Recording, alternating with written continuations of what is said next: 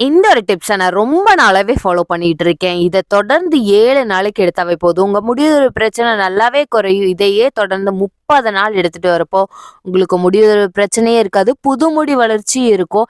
இன்னைக்கு 30 days hair growth சேலஞ்ச்ல டே 2 தாங்க பார்க்க போறோம். இந்த ரெசிபிய ஹாஸ்டல்ல இருக்கவங்க, பேச்சுலரா இருக்கவங்க எல்லாருமே ட்ரை பண்ணலாம். ரொம்ப ஈஸி.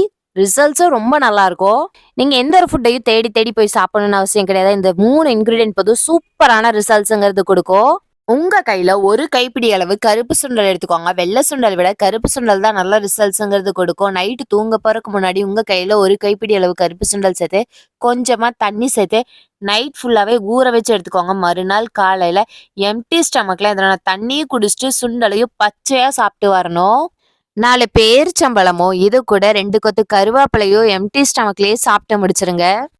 இதெல்லாம் ஃபாலோ பண்ண என்கிட்ட டைம் இல்லன்னு நினைச்சீங்கன்னா, நம்ம கிட்ட ஹேர் ஃபால் கண்ட்ரோல் பண்ணி ஹேர் ரீக்ரோத்துக்கு ஹெல்ப் பண்ணக்கூடிய ப்ராடக்ட்ஸும் அவைலபிளா இருக்கு. உங்க முடி எவ்வளோ மெலிஞ்சிருந்தாலும் அடர்த்தி பண்றதுக்கு ரொம்பவே ஹெல்ப்ஃபுல்லா இருக்கும். நியூ ஹேர் க்ரோத்தையும் நல்லாவே ப்ரொமோட் பண்ணி கொடுக்கும். ஸோ நீங்களும் நம்ம கிட்ட இருக்கக்கூடிய ப்ராடக்ட்ஸ் பர்ச்சேஸ் பண்ணணும்னு இன்ட்ரெஸ்ட் இருந்துச்சுன்னா, கீழே தெரியுற வாட்ஸ்அப் நம்பருக்கு வாட்ஸ்அப் பண்ணி உங்க ஆர்டரை பிளேஸ் பண்ணிக்கோங்க.